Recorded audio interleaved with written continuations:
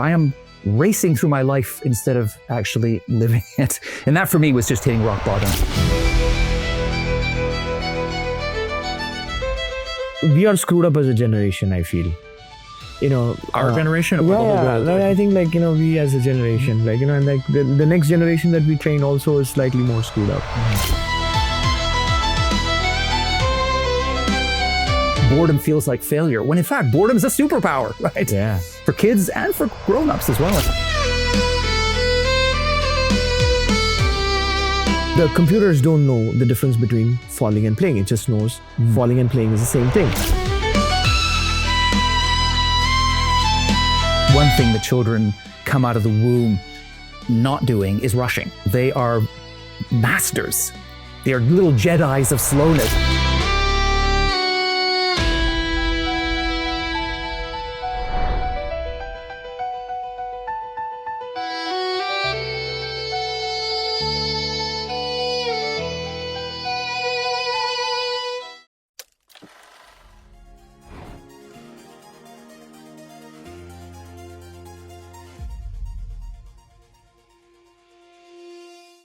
Welcome to another episode of Tomorrow Today with Shekhar Natarajan. It's my incredible honor to have Carl Honoré. He's one of my very best friends, journalist, broadcaster, TED. You have a TED Talk and you're a star. Two TED Talks. He's a phenomenal speaker, and he has basically one of the international bestsellers, which is translated in 35 languages. 36 now. 36 now. Wow, you're always one better than me. One more TED Talk, one more.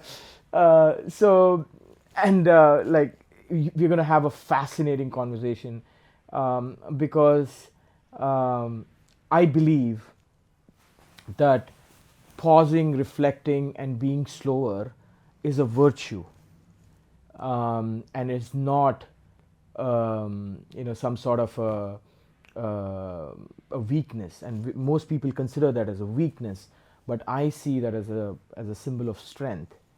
And so we're going to dig deeper into your philosophies, Carl. Understand who you are, how did you get this thought, and you've been the forerunner about this topic for the last 2.5 decades, close to 2.5 decades, right? So 2002 was the first time when you got this thought. So we're going to dig a lot into this, and I'm excited about talking to you about this, longevity, about everything that, what slow means, AI, where is AI headed, how does it impact the society in general. So there's a lot of ground to cover for the next 2 hours, and I'm excited to be speaking to you. As am I. So let's get to the very beginning. You actually talk about yourself as a speedaholic. The guy who was basically always in speed to get things done, and something radically changed at some point in time. What was that moment of change? What happened in your life? Well, I think that when people get stuck in fast forward and every moment of the day becomes a race against the clock, it often takes a shock to the system or a wake-up call, something that makes you realize you've forgotten how to put on the brakes and that this is doing you real harm. For a lot of people, it's an illness. One day the body says, that's it, I can't take the pace anymore, and it's a burnout. My wake-up call came when I started reading bedtime stories to my son. And back in those days, how old was your son? At the time, he'd have been about 3 or 4, I suppose. And I just couldn't slow down. So I'd be sitting on his bed at the end of the day, speed reading Snow White and the Seven Dwarfs, right? So I'm skipping lines, paragraphs. I became an expert in what I called the multiple page turn technique, which, I don't know, you try and smuggle 3 or 4 pages, but it never works because our kids know the stories inside out. My son, he'd always catch me and say, Daddy, why are there only 3 dwarves in the story? Where is Grumpy? And this really lamentable state of affair went on for some time until I caught myself flirting with a book I'd heard about, a book called The 1 Minute Bedtime Story. So Snow White in 60 Seconds.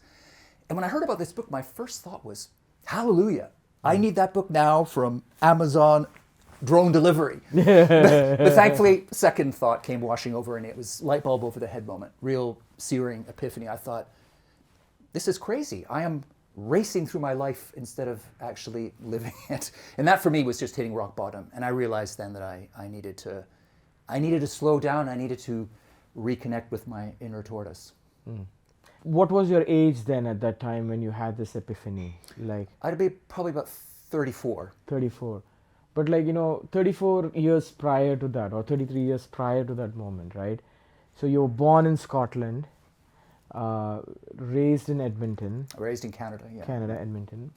And then basically you moved to London. I came back to Edinburgh, Scotland to study. Yeah. And then you moved to London. No, then I went to South America for a few years, where I first worked with street children. Helping in Brazil, exactly. And then after that, I became a foreign correspondent. I was based in Buenos Aires, Argentina.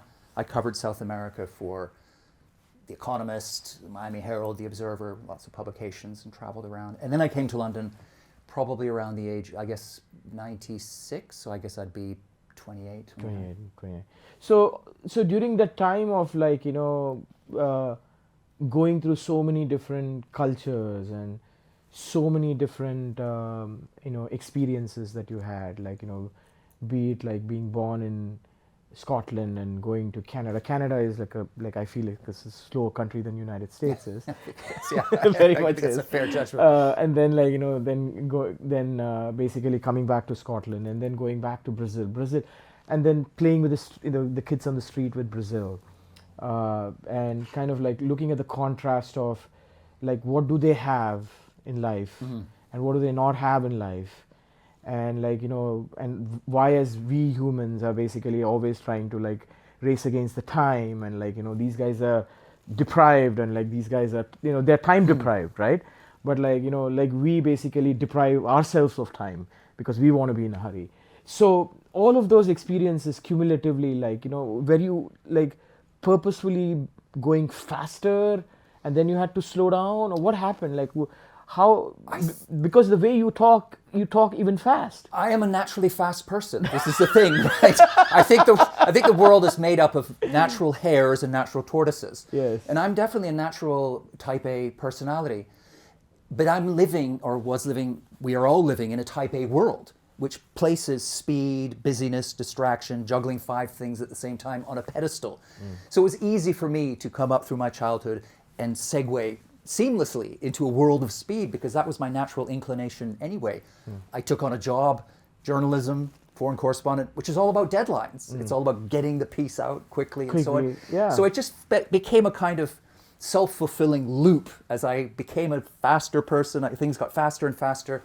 And really what threw a spoke in the wheels was having our first child, when my son was born, because I wanted to carry on doing everything I'd done before, just as fast. But I wanted also to be a father. And there was a deep, dissonant disconnect there, because you're a father yourself. You know that one thing that children come out of the womb not doing is rushing.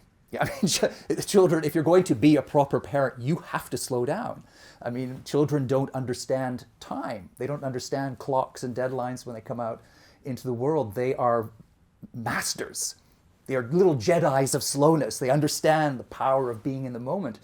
And I just found myself knocking up against that with my son. And actually, now that we're talking about this, I remember that the first expression that came out of my son's mouth, probably would be about 2, I guess, or 2.5, was, "Hurry up."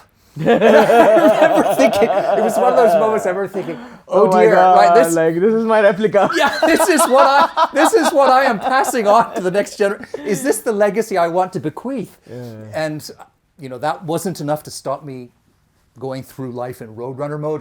It really was the bedtime stories. That was when the penny dropped. But I could feel this drip feed of warnings, this early warning system coming from my son, because so often you just feel as a parent in a fast world where everything is expected to be in turbo, you run up against a small child and you see parents frustrated all the time. Come on, get your clothes on. We've got a schedule to keep. When children are all about being there in the moment, forgetting the clock, just inhabiting the moment. And so I think it's a great service, I suppose, my son and then my daughter later on, my children did for me, was to open my eyes to the folly of turning every moment into a race against the clock. So what is your heritage like, your parents, and because there is, is it immigration? Are you an immigrant? Very much so. Yeah. I mean, my father is from Mauritius, and my mother is from Scotland. And they met. My father won the Island Scholarship in Mauritius to study at Edinburgh University. He had met my mother. I was born in Edinburgh. We emigrated to Canada. But I often look back now and think of my parents as two different avatars, because my father, although very hardworking, very committed to his profession, he was a pathologist and so on, was very slow. And he had that kind of, from Mauritian, that kind of, the tropics, why are you always rushing? And my mom was very much the opposite. She was a hare. And even now, she's 84. She's one of the busiest people I know, right? And she's always got one eye on the clock, and we've got to get things done and move things quickly. So I guess I grew up with these two paradigms in the home. And was there a conflict? There would be conflict, yeah, because they would rub up against each other. My father would say, please come fast. No, let's go slow. Exactly. I remember those conversations. Sometimes my mom would say, hurry, we've got to get my son. My father would say, why do we have to hurry? Why can't we just stay? So I could see this tension playing out in my own parental, spectacle. And I guess in some ways I probably gravitated towards my mom's paradigm and became the deadline watching Scrooge with a stopwatch, right? Saying, let's get moving, let's get fast, move things forward. We can maybe do 2 or 3 things more in this minute than we did in the last minute. But now, I guess, having come out the other end of this, I've got that balance. So this is what the whole slow revolution is about, is finding the right balance between fast and slow. So I sort of look back at my parents now and think, I can channel my mum when it makes sense to be on the clock and fast and all that, but I can also channel my dad when it's time to kick back, listen, be present, just enjoy the moment, just go slow. So I could so relate to your parents, because my father is exactly like what you said. But I was just recently, my father passed away in 2005, and I was trying to understand our family heritage and who we were and what the lineage was, and I grew up in the second biggest slum in India, but something about who we were never added up, in the sense that, if you look at the generation that I'm living in and the generation after, though we all grew up in poverty and utter poverty and other things, kids my generation and the next generation after, my nieces and nephews, they have done incredibly well. So I was trying to go back and figure out the lineage of what it was, and so I found out that we were all diamond merchants. My family was 4 generations prior, and we lost everything, and then everyone, there was one family trauma after the other, and eventually we landed where we were, and then we were trying to dig ourselves out of it. So they all used to tell, my father used to be extremely stubborn and very strong, and he was very fast about everything. But I saw him growing up as the opposite. He would be the slowest man, very sober. You can never hear him even raise his voice, never cussed a single word. But my mom was just opposite. She would be very fast, very opinionated, very strong a person. And so I used to see that friction all the time in the house. And we lived in a single room with 8 people in the house, and a dog, it was funny and crazy all at the same time. And so that contrast is something that I found was something which sort of I found two things, right? One, my mom was always the same. My dad changed himself from being a fast guy to a slow guy, right? It was interesting that he had this interesting moment. That's why when I read your profile, when I read the book, and I started reading your biography, and I started seeing your TED Talks and others, I was inspired to talk to you, because there are always moments in life that actually change you. And was it a slow change that you realized that your son is kind of the real instigation, or was it the Brazil, the time you spent in Brazil, looking at the kids on the street and looking at their poverty and the problems that they face, and like, you know, for them, like, they have to hustle, or they have to, they're not like, you know, they're, because when you're living in poverty, you got to hustle more than, like, you know, you're living in a very, you know, well-to-do life. So what was all those moments? Tell me, like, what was going on in your life? I mean, I know at the time I could feel that I was living too fast, but I just pushed it away. So it was something that I covered over and put my head down and went faster. Right? But looking back now, having slowed down, I realized that the seeds were there, the roots of my deceleration, my epiphany go way back. I would say definitely back to the children in Brazil. I mean, I mentioned about my son saying, hurry up. It was a long time after that I had the epiphany with the bedtime story. So these things, they bed in, they take time before you finally, there's a final straw. And I think the bedtime stories really was that for me. But I look back these days on some of the earlier moments and episodes of my life that pushed me in this direction. I think definitely those children in Brazil that was life-changing. I came from a middle-class, comfortable family in Canada, which is one of the safest, easiest places to live on earth, and found myself in the street where children were being sometimes being assassinated, or I mean, it was just I came across the most extraordinary horrors. But within that context, I also came face to face with some real beauty, right? That people, yes, they had to hustle, yes, they had to shine shoes to make a few pennies to get through the day and put milk on the table at home and so on, but they also had a lot of time just to be, right? The children were incredibly good at, and this reminds me a bit about what I'm sure your childhood was the same. Mine was similar in I mean, I obviously grew up in a middle-class family, but you compare childhood today with childhood when we grew up, there was a lot of slowness in our childhood, right? Yeah. You know, you had a lot of time together. Time, and there was space as well. There's a wonderful quote from Virginia Woolf. She talks about the great cathedral space of childhood. And I think it's that sense of openness and capaciousness and lack of rush that defined our childhoods, that gave us that springboard to become the thing we are today. Because children need slowness. And I saw that with those children, the street kids in Brazil, that they rushed, but they also had time just to play marbles or kick a ball around or just hang out. Just be there together, sometimes in uncomfortable silence, sometimes razzing each other, just being children, right? And obviously they were in a situation that would, I mean, I'm not even sure what even happened to those kids now. I have tried to find out, but it's not easy. But it's just a fact of life. We know the science is telling us very clearly that children do need that kind of slowness. And we're almost allergic to it now. I mean, you think of boredom, for instance. I mean, throughout history, when a child said to a parent, I'm bored, that was a child's problem, right? You know, your parent would say, well, too bad, go outside and play or find a friend or use your imagination. Yeah. Now a child says, I'm bored, and what happens?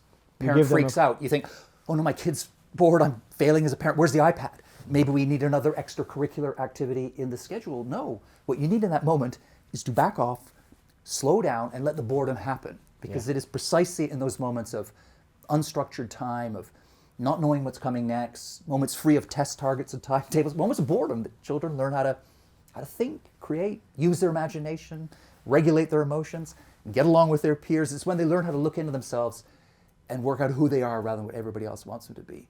And yet, boredom has become almost a high sin in the 21st century, right? How can you be bored? The whole world is an endless smorgasbord of things to distract yourself and divert yourself.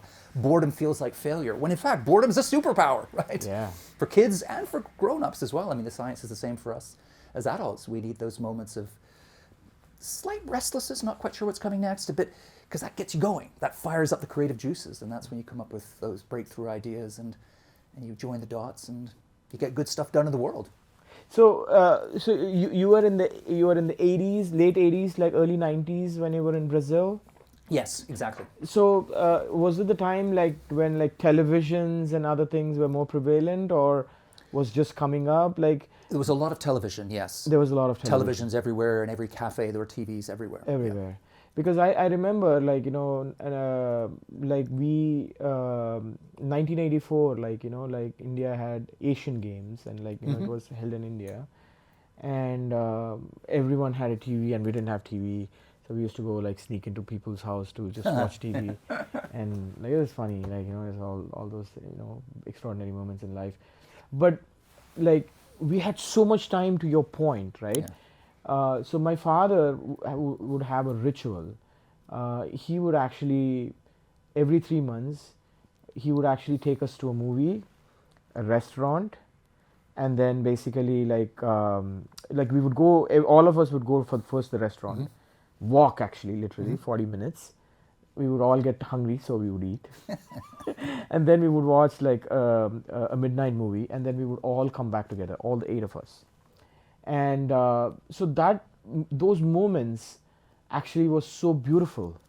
We never had TV in our life, right? And we did not have TV till 1998. Oh, right, wow. 1998. Yeah. We did not have telephone in my house till 2001. Like right about the time when I was leaving to United States is when we got the telephone in my house. Okay. I did not have a bicycle till actually I was in class 10, which is 94. Wow. Okay. So the reason why I say all of this is there is a beautiful connection between like the surroundings and like the lack of resources and other things and the time dimension to it. Like how do you slow down, like because you have so much time, because you're not watching TV, you're not biking anywhere, you're not like goofing around, or like you're and so what I used to spend my time on, I used to spend all my time trying to wander around in the streets of in the slums in India and find for all these mechanical parts which I would then assemble and play with, right? So it really helped. So I talk about it in my most recent book now, is I created a mechanical Ganesha, like the one that can have its hands and legs and everything, but it was just like the imagination of like taking all the scrap of which was available and kind of building something, because we had so much time. And so I grew up in that fashion, and then I go to United States, it's like everything is like 10-minute increments. Exactly. Boom, boom, boom. That's right. Like it's fast food, it's like fast life, yeah. it is like fast paced, you got to like be in the highway, like you're driving at like 70 miles an hour, and like it was like such a like freaking shock in my life. So so obviously like Brazil is a developing country at the time, I'm sure, and like so was there a contribution of lack of resources, or like was that adding up to the entire story of like slowing down, or? I think so. I mean, there's a wonderful old proverb, I think, from Africa and from the colonial days, when apparently the local people in African countries would say to the British colonialists, "You have the clocks, we have the time."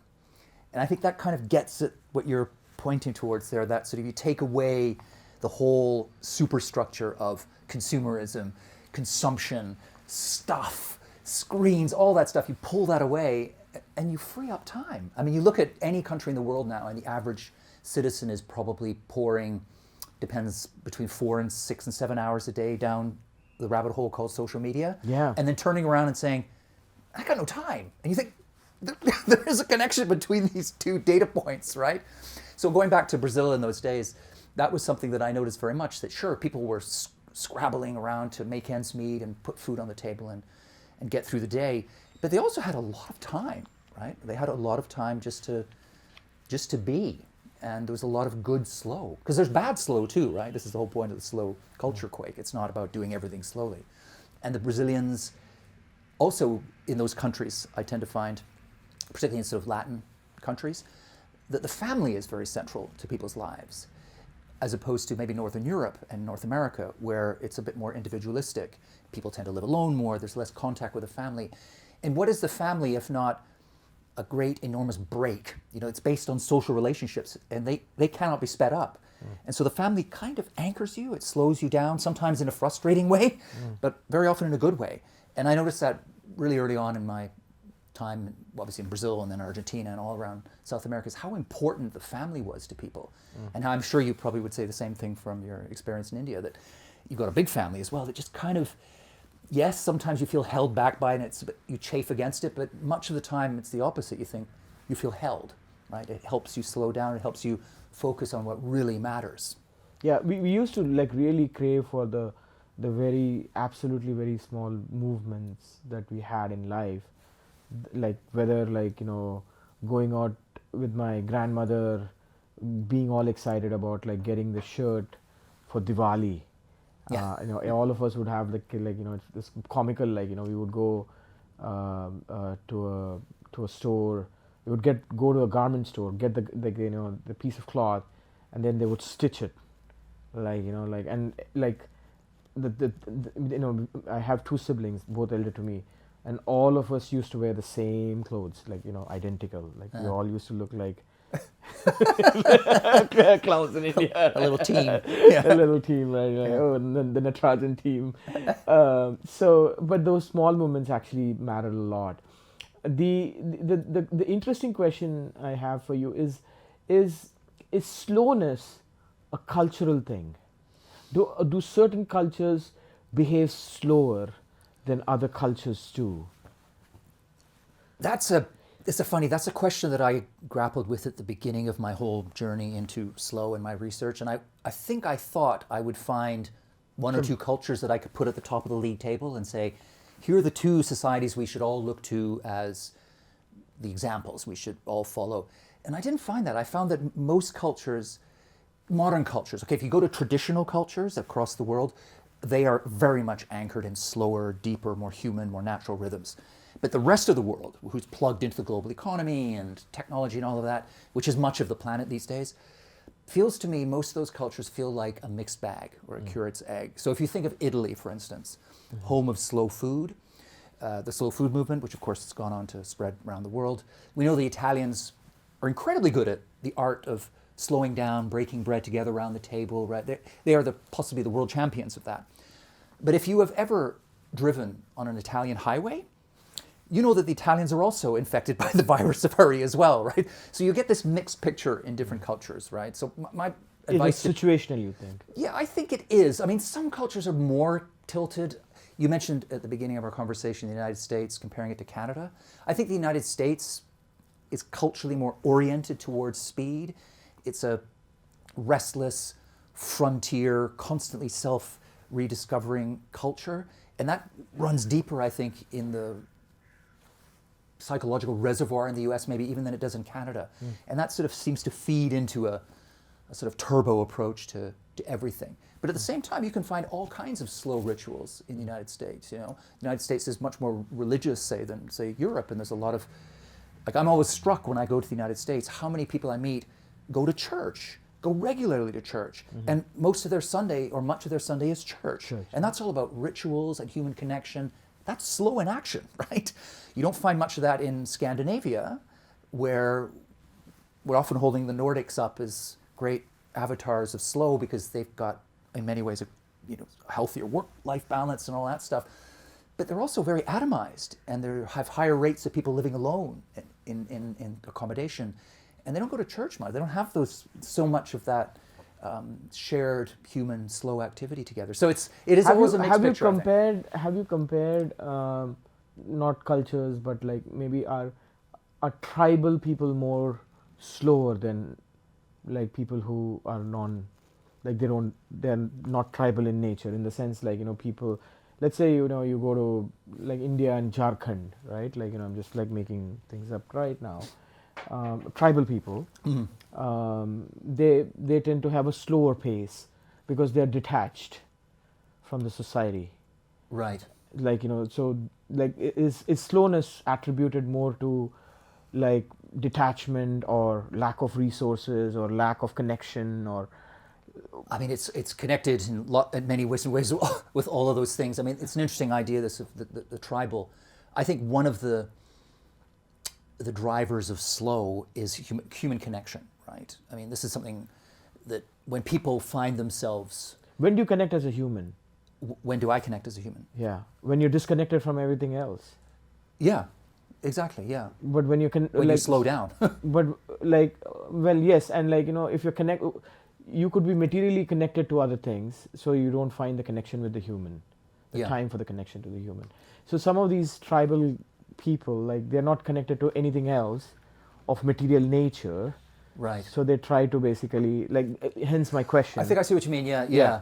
I think there's kind of two types of connection. There's the sort of electronic connection, which is a the sort digital of, connection. It's a false social connection. You have 3,000 friends on Facebook, but who the heck cares? When was the last time you spent a whole afternoon in the park chatting to one of them, right? Exactly. And if you had a terrible and health you don't crisis, even know could the you even names call of them? the 3,000 people, by the way. Do I really care about the fact that my first grade friend has 5 kids? I do, but do I have to go to social media to check it out? No. No, exactly right. Yeah, and the trouble, of course, is that I think we probably only have a certain amount of social bandwidth. Yes. And if we're giving some of it away to these irrelevant, trivial, connections that aren't really connections, then we're sacrificing the stuff that really matters. There's nothing wrong about my first my first class friend. I love him. Amazing guy. He has 5 kids. Great. He spent all his time producing kids, which is great. But do I really have to go find that in social media? I don't care. Yeah. So anyway. I do think that it's pretty clear that nobody anywhere lies on their deathbed and looks back and thinks, I wish I'd spent more time on social media. Yeah. That just never happens. What is there was a research actually done. Philip Morris, the cigarette company, they were doing a lot of research on who their biggest competitors were. Guess who the biggest competitor of Philip Morris was? For people's time or money, you mean? Yeah, for time. Social media, probably, yeah. It was Facebook.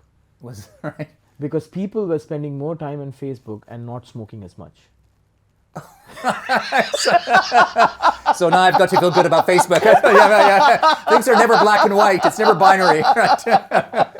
There's always a silver lining. I'm not even kidding, because people were so glued to Facebook when it came out that they would actually forget smoking, and they were addicted to That's classic displacement. That you're replacing one addiction with another, right? Which Absolutely. is seldom a good thing, I suppose. So your profession is journalism, and when I look at the media in United States, there's always something called breaking news. So I forget what is breaking and what is not breaking, because everything is breaking news, by the way, these days. And so journalism is antithesis to your philosophy. In journalism, rarely these days people are thoughtful and reflective, and they write any garbage, and they're in a rush to basically get the news out. And somehow they think if they don't say something called breaking news, they're not going to be relevant anymore, because they're always constantly streaming the best possible information so how do you deal with that paradox? I think it's true that the media has a lot to answer for. I've seen it change myself. When I was a journalist, I don't work so much as a journalist now. If I write pieces, they tend to be more deeper analysis and opinion and stuff. But back in the days when I was doing reportage and some breaking news, even then, we're talking now 20 odd years ago, we had a lot more time to think about things. It wasn't this instant pressure to be getting a lot across the chyron, or everything had to be breaking news. You had more time to get inside the story, to make sure it was accurate, to consider and ponder and parse and get it right. Whereas now it's all about being fast rather than being right. And it's hot takes everywhere, which I couldn't agree more. That completely feeds into the fast culture. It just whips us up into an even more intense frenzy, because there's a feeling now that the only news that matters is the news that's happening right now. Yeah. And that it's come right now. And this just, it's just exacerbating a wider problem, which is the culture of, I want it all now, and I want it, instant gratification even takes too long for people these days, right? Absolutely that does. So your point is valid. Watergate, it took a lot of time. So journalism, journalism as we know now is much faster, but journalism in the past, you're saying, was slower, more methodical, more thoughtful. We still have people doing deep, considered investigative reporting, but of course the whole economic model is shifting away in a different direction, so it's making it harder for people to organizations to do that, which is deeply alarming, because I think that a strong, thorough media is one of the key pillars of a functioning democracy. And I feel our democracy's shaking and trembling a bit now. And I think one reason is that we live in this fire hose of information. It's all hot takes and quick this and fast the other. And people have either tuned out entirely or have latched on to the wrong idea because it's very hard for the human mind to process this barrage of fast information. I think until the ecosystem of the media shifts back to something closer to what it was before, I don't know how we get there just sitting here on the sofa now, but until we get there, I think each of us individually has to take some ownership of this and step up and say, okay, I'm going to rework how I take in information, right? I won't necessarily have a notification on my phone every time a new news item drops. I'm going to step back. I'm going to read longer pieces. I'm going to, that sort of thing. So what does slow actually mean to you? Well, when people ask me that question, I often start off by saying what slow doesn't mean to me, which is, it doesn't mean doing everything slowly, right? I'm not an extremist or a fundamentalist of slowness. We've already established that I love speed. Faster is often better. We all know that, but not always. And that's really the key for unlocking this slow revolution. It's about finding the right speed. So musicians have a wonderful term for this. They talk about the tempo giusto. The tempo giusto, the right tempo for each piece of music. That kind of gets at what slow is about, sometimes fast, sometimes slow. And then you're playing with all those different rhythms and speeds and paces in between. And if you go deeper with slow, with a capital S, the slow movement, it's really a mindset. It's quality over quantity. It's being present and in the moment. It's doing one thing at a time. Ultimately, slow for me is doing everything not as fast as possible, but as well as possible, which is a very simple idea, but at the same time, immensely powerful because it can revolutionize everything you do. So if you arrive at every moment of your day with that chip, the slow chip in here, thinking, how can I do this as well as possible? Get the most out of this moment rather than how can I get through it as fast as possible? That's a game changer for everything, which is why now in every field of human endeavor, now you will find a slow movement. So slow food, slow education, slow fashion, slow travel, slow sex, slow architecture, slow management. People coming to whatever it is saying, how can I do this thing better and enjoy it more by slowing down to the right speed? So it is picking the right, it's actually going at the right. So slow for you is not necessarily like completely cutting yourself or being very, very slow, but it is like being situationally aware to know like what Totally. to.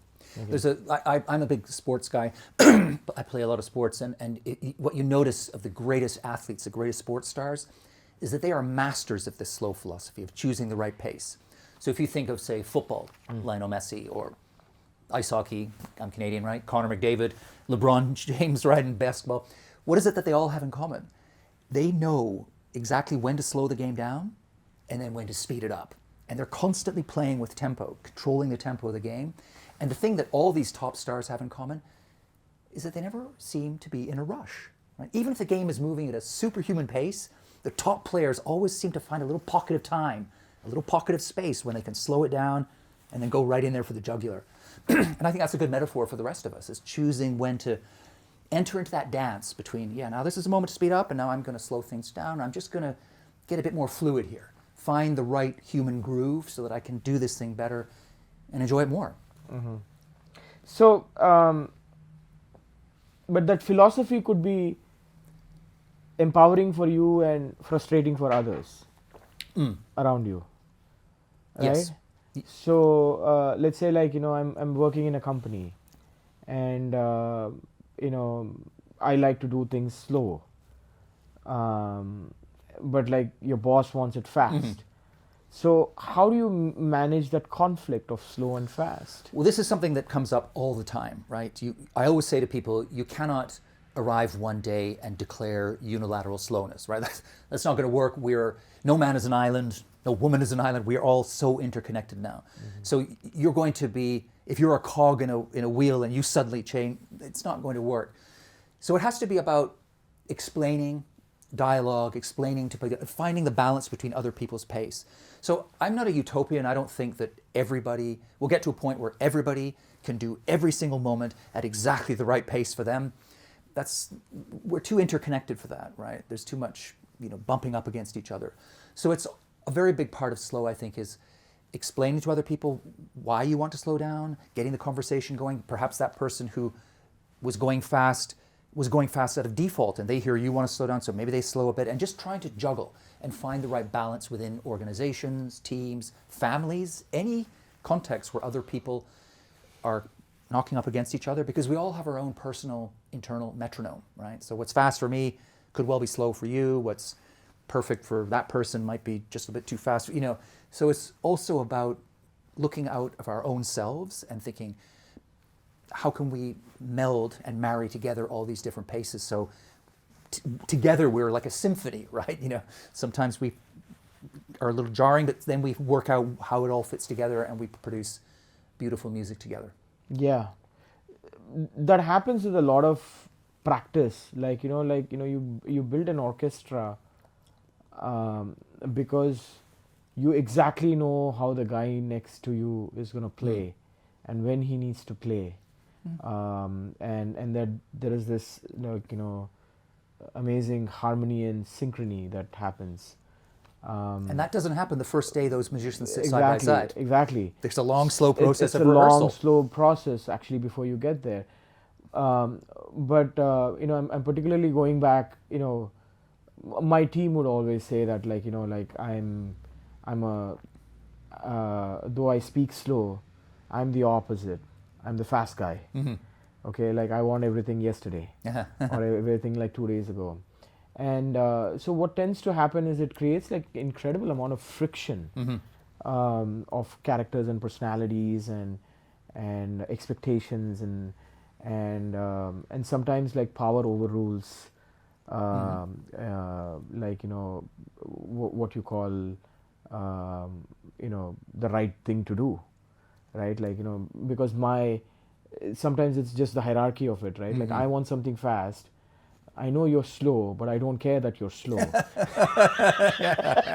I just want it fast. Please wake up. Yeah. So as a team sport, as a probably a musical orchestration, some of these concepts make sense, but as a society with heterogeneous people, with heterogeneous motives and incentives and aspirations, it seems like it's very difficult to manage. It's more difficult, no question, than trying to find that harmony, that balance of different styles and rhythms and paces at a societal level, or even at a huge organization level versus a tight sports team or an orchestra with a set piece to get ready for this date. Of course, it's going to be more difficult, but difficult is not the same as impossible, right? And I always feel, when I work with companies who are grappling with this very problem, and what I always get people to do is just to sit around the table and talk about it, right? Because the first problem here is often there's a kind of wall of silence that people don't, because there is such a deep and abiding taboo against slowness in our culture, that slow is synonymous with stupid, boring, lazy, unproductive, all the things nobody wants to be associated with. This means that even when we can feel in our bones it would be good for us to put on the brakes, even when we're yearning to slow down, we don't do it because we feel ashamed or guilty or worried about what other people are going to say. And to break through that taboo is the first step in any organization, to be able to say, okay, sometimes slow is going to work here, and maybe it works for me, it doesn't work for you, but just to get people around the table talking about pace, because we're all thinking about it. It's like that final scene in the, remember that film, The Good, the Bad, and the Ugly? Where the three of them are sort of, ooh, who's going to pull the six-shooter first? I feel like a lot of organizations are like that everybody is sitting thinking, this is crazy. I'm either being pushed too fast or it's going too slow, but I daren't say anything. Who's going to speak first? You break through that wall of silence and immediately you find everybody says, yeah, okay, I felt this myself. I feel we could do this better if so-and-so maybe sped up a bit. This person slowed down. We kind of found our collective groove together. So I think it is doable, but as you say, it is going to be harder than a sports team or an orchestra. Yeah. So have you had any frustrations working with a brand recently? Do you have any examples of that? Yes. I have, but Can I you give probably, me an example? I probably shouldn't say the brand's name. No, that's okay. Yeah. But just the example of what it is and Yeah. Let's say it was a food brand that loved the idea of allying itself. Because what happens, of course, when you've got a culture quake as powerful, beautiful, and alluring as the slow movement, brands want to have a slice of that pie, right? So I'm often being approached by brands who say, let's team up and do something. And I have to think very hard about whether the brand genuinely is slow. Or there's a lot of slow washing, right? In the same way we've got greenwashing. Yeah. So you've got a brand that has nothing to do with slow in the way it runs its company inside or the way it interacts with the world, but it wants to have a slow carapace. It wants to have a slow facade on the outside with women doing yoga on an empty beach, sort of thing, right? Because they want to tap into what's going on in the culture. So I have to be very careful with that. But I did have an experience a little while ago with a food brand which had said all the right things, and I did what I thought was a due diligence. And then when the campaign got going, some of the language in the manifesto was just really not, and it was uncomfortable. It was it was an uncomfortable moment for me, and it made me even more gun shy. So this was years ago. So let me ask you for a good example. Let's say you were traveling with an airline and you got fed up with the airline, and now you're with a customer agent.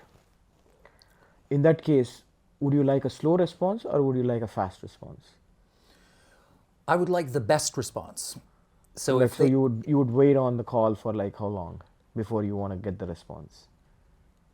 Well, definitely. I think most of us would prefer not to wait on hold. I mean, it's one of the you're laying a trap for me here, right? I can feel it. It's one of the great banes of modern life is waiting on hold, listening to Music, jazz or rock or silence and all that. Of course, that's a scourge of the modern existence, and I consider that wasted time. Yeah.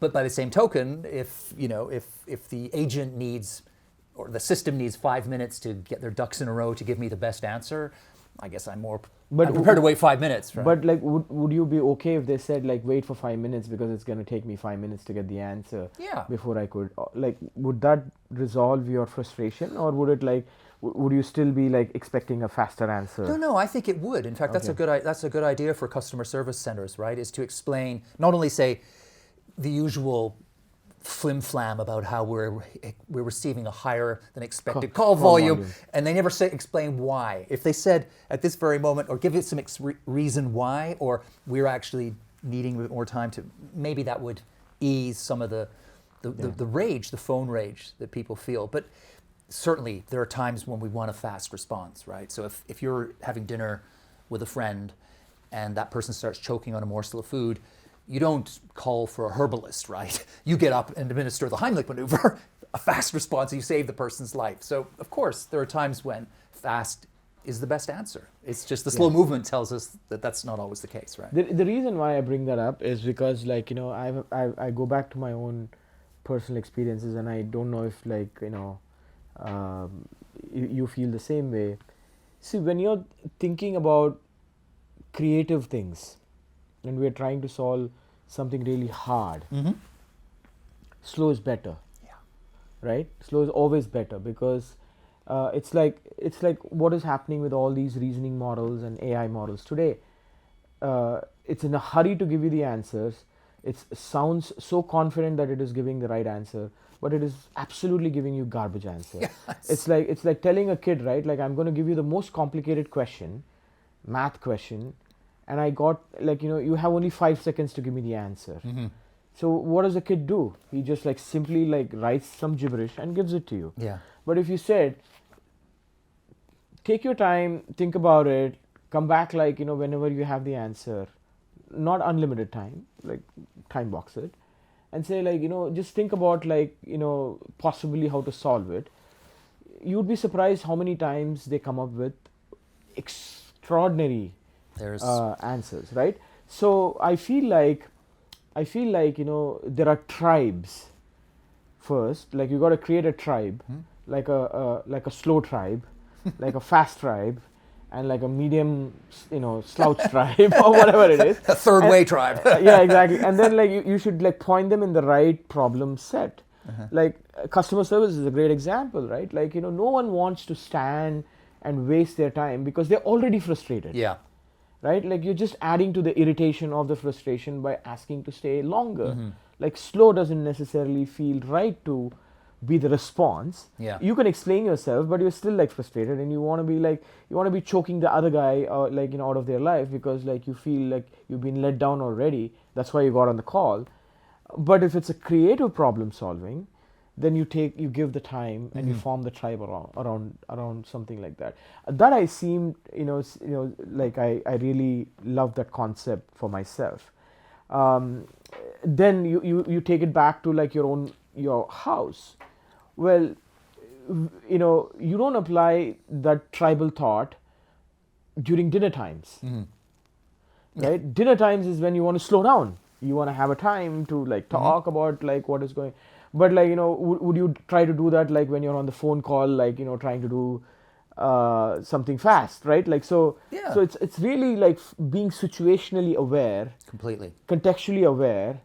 And what sort of tribal mentality do you bring to that whole gamut of thought? I think of slow as really it's mastering the art of shifting gears. Shifting gears. Right. So and this being is a moment for contextually fast. aware. Totally being aware of the context, choosing to go fast when speed is the best option, and the rest of the time slowing down. That's why I love the completely. definition of how you define slow, because I was reading a book and basically like you are like, I don't want people to misunderstand that like you're the slow guy. Yeah.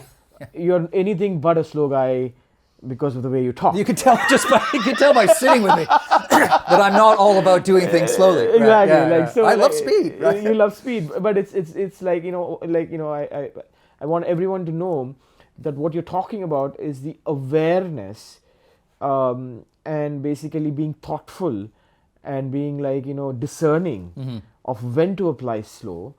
And there are more moments that you have to apply slow because it produces beautiful outcome. Is that the essence of what you're trying to say? That's it in a nutshell.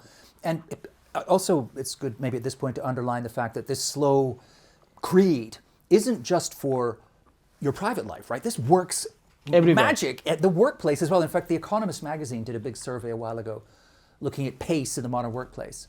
And they went to factories, hospitals, everywhere. They crunched the data. And they came to a conclusion that's, in fact, a perfect summary of the slow philosophy. The standout line from the Economist survey is something like this. It's mastering the clock of business is about choosing when to be fast, the bit we all know, right? But also when to be slow, right? So when to be fast, when to be slow, when to be on, when to be off, when to lean in. We're always being told to lean in, but sometimes when to slow down and just lean back, right? And it's precisely when you master that art of shifting gears at work, everywhere, right? That the magic happens, from the boardroom to the bedroom. And in this case, who is telling us to slow down? It's not Buddhist Monthly or Acupuncture Weekly. Yeah? It's the Economist magazine. It's the Bible of the most entrepreneurial, hard-charging, ambitious people on the planet. And they're coming to the very same conclusion, which is that in a world addicted to speed, slowness is a superpower. Yeah, and I think like we apply, unfortunately, I think the reason why I also like your book so much is because I find that we apply this shifting gear of speed very inappropriately to different contexts. Like I would expect my doctor to be slow, right? But the doctors are rarely slow. It's pretty opposite. Right? Yeah. It's the pretty opposite, because you go there, like all they want to do is like, okay, tell me like what is your pulse? Like, okay, like, so what is your problem again? Or like, okay, like, here's your prescription, I'm out. Yeah. Really, dude? Yeah, exactly. Yeah. I had to like book my appointment. I had to get my time with you. Like I drove all the way here. Like I waited for like 15 minutes to be checked in. And then like you had like, 2 seconds to say hello.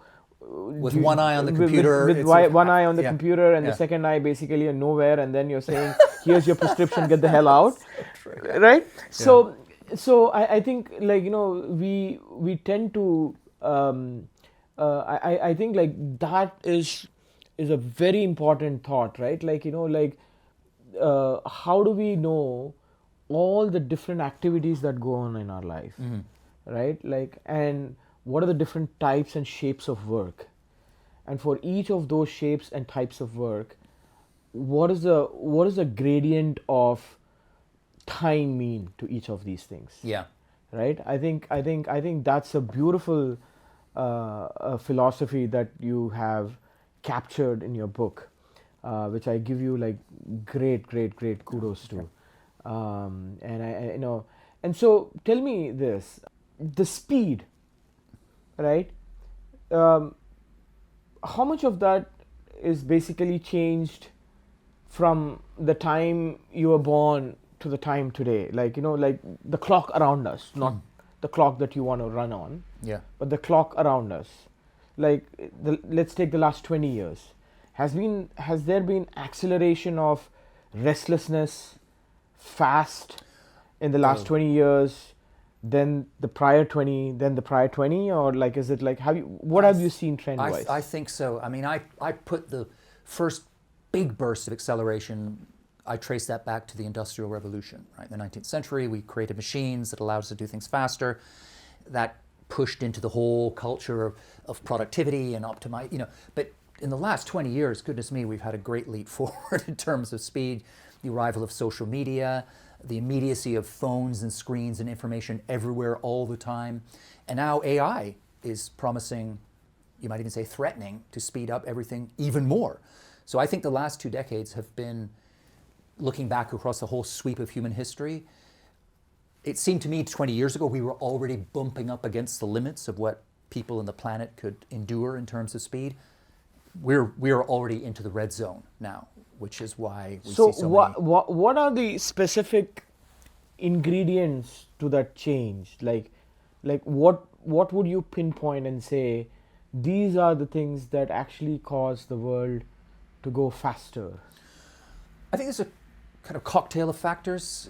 I mean, if you want to go way back to when mankind began measuring time itself. So you can go back to ancient Rome when the first sundials appeared, and what did they do? They created the beginnings of a schedule. You suddenly had to be somewhere at noon because you could, and you could find ancient Romans complaining about how the sundial was dicing up their day and speeding them up and so on. So that's a very early manifestation. You come into the medieval times, clocks in towns in Europe, across Europe, again, creating schedules. Once you have a schedule, you have deadlines.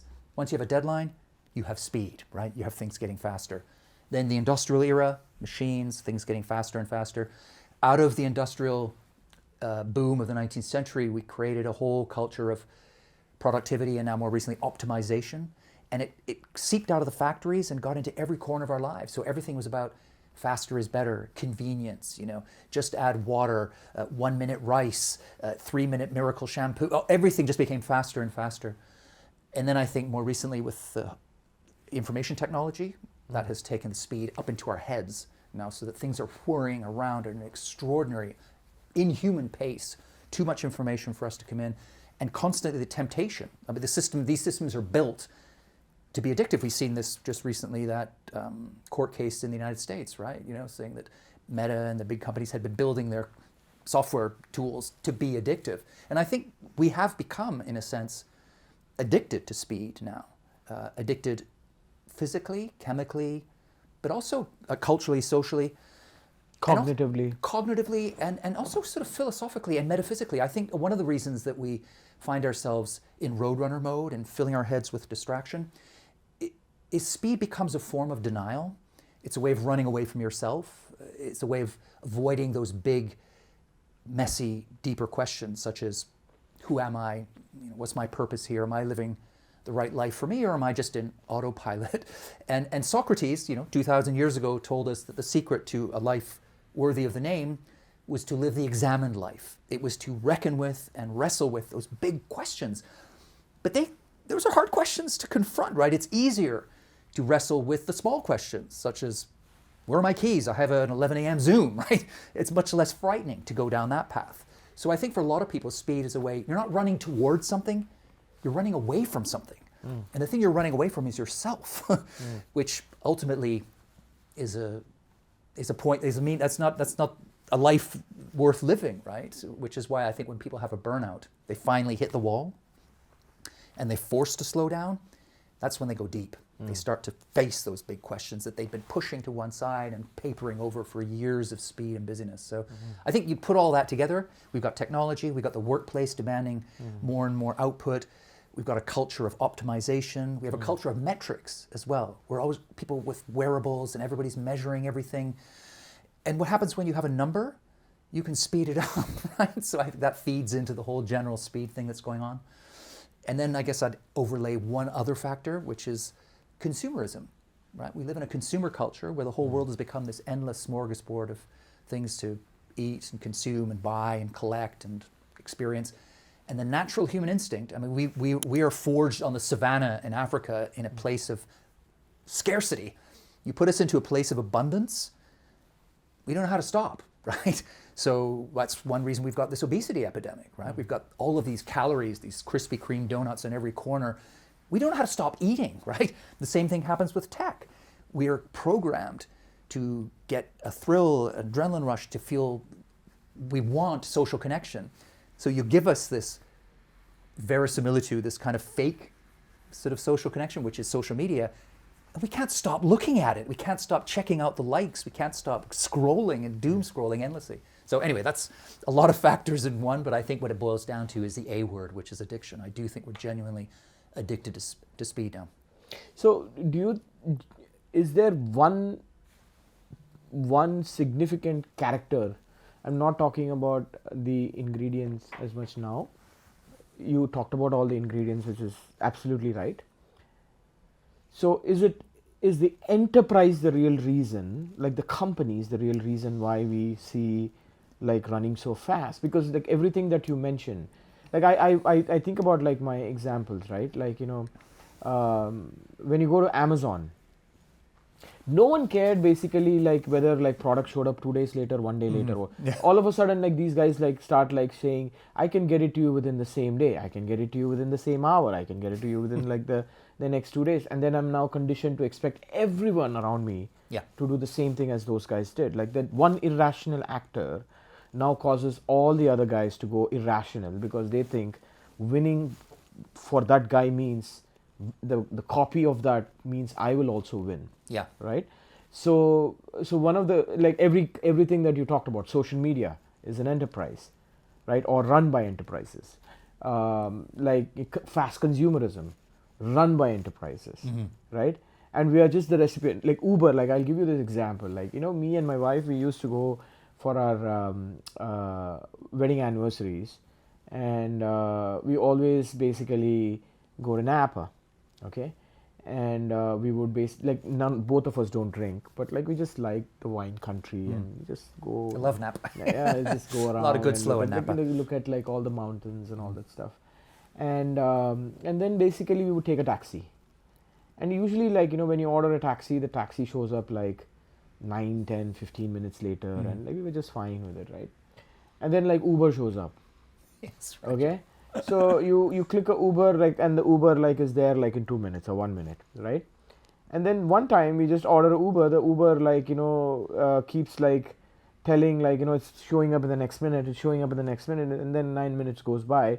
It never showed up, and she was like, "Gosh, this Uber like why is it not showing up?" And I'm like, "Lady, like you were okay." You're just okay with 15 minutes wait time, and now all of a sudden like like 9 minutes like seems too long for us. Acceptable? Yeah. So but we are so there's this deep social conditioning that is happening through our interaction with these enterprises, which is driving some of this behavior. Is that the way you think about it? Yeah, I mean, I think if you dig deeper, there's a kind of basic logic in the system of what I call turbo-consumerism or turbo-capitalism, which is to drive us to consume more and more faster and faster, because that generates more and more short-term profit, right? Yeah. So that's the kind of imperative of the system, if you like, the enterprises and the system in which they're embedded.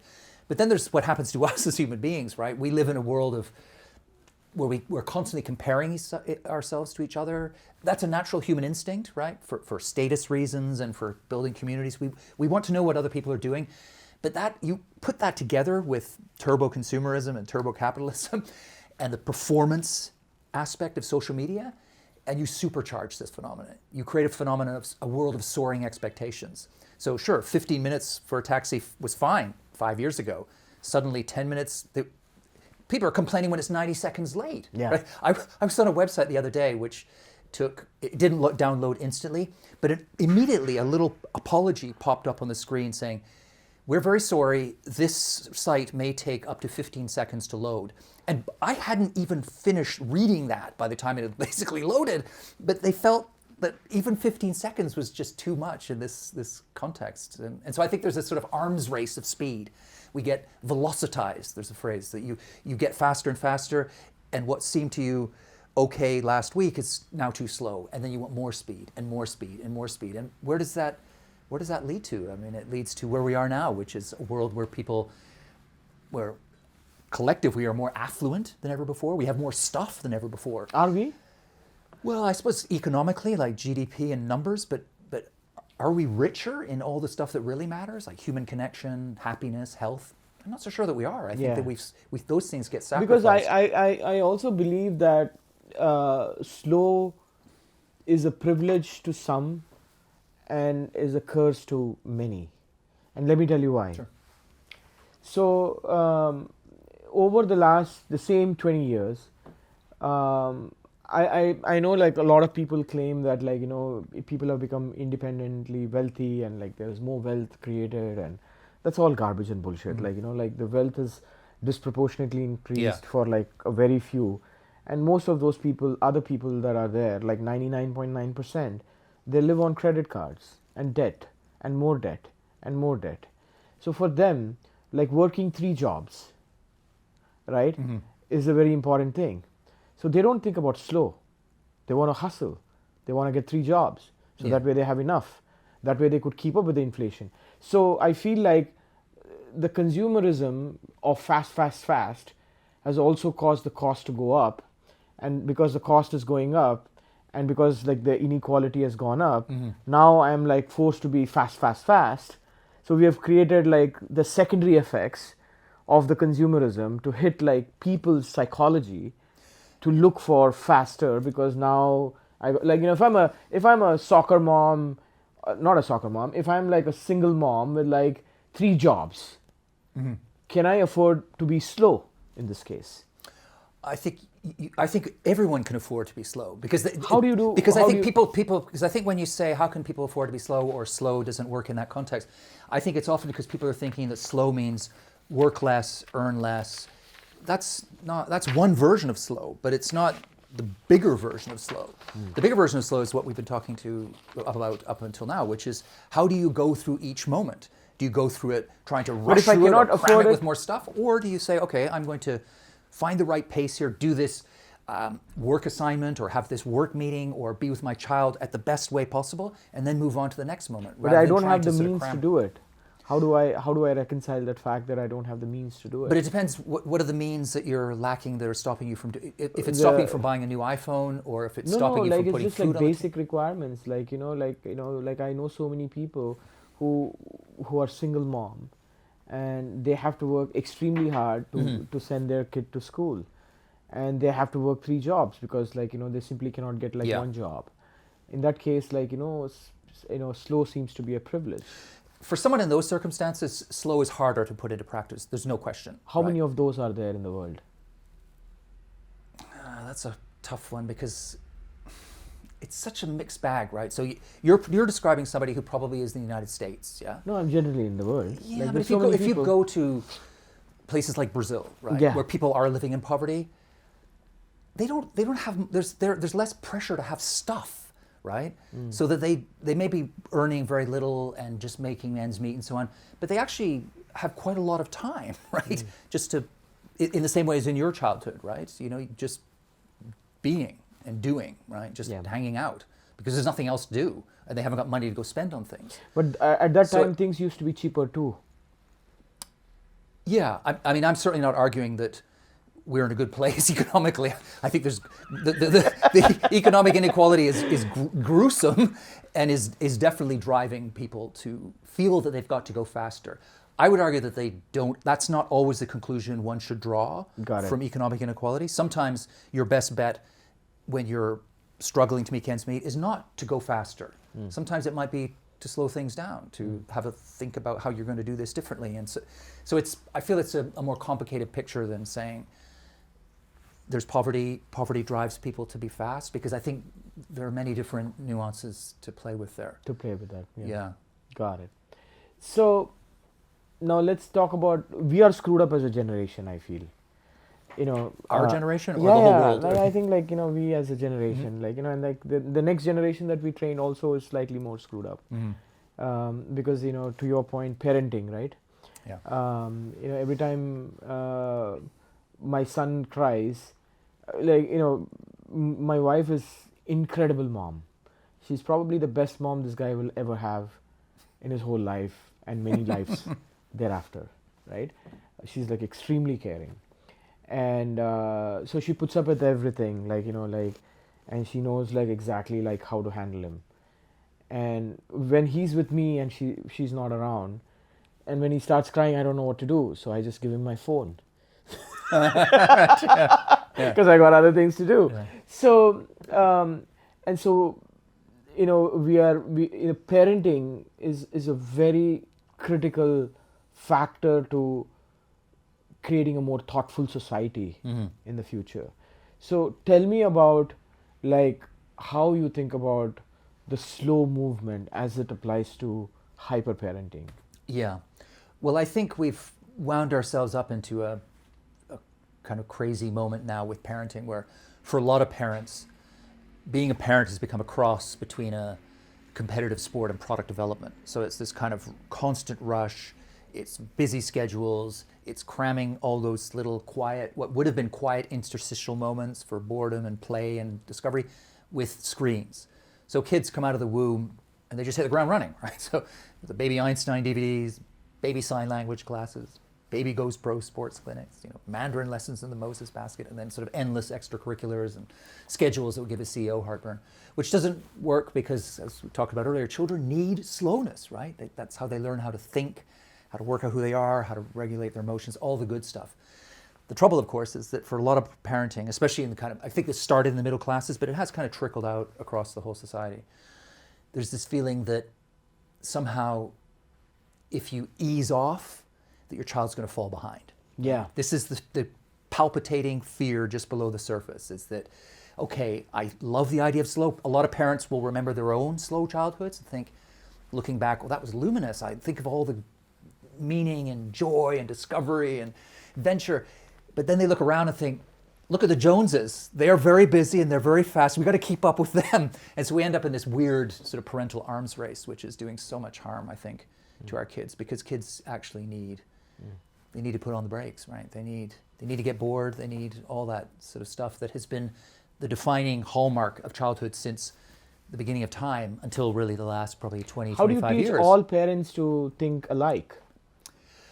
How to change that One step at a time, I suppose. Yeah.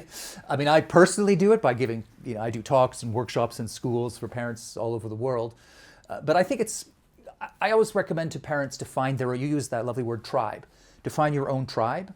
So if you're living in a neighborhood where everybody is scheduled up the eyeballs and you can't find another unscheduled child to play with your unscheduled child, reach out a little further, go onto the local WhatsApp group or organize a coffee morning at the school. There will be other parents out there for whom the penny has dropped and they realize that they are racing through their kid's childhood instead of actually, living it. And build up your little communities where children play freely, where children don't have screens all the time. I mean, you're starting to see this more and more at the grassroots level.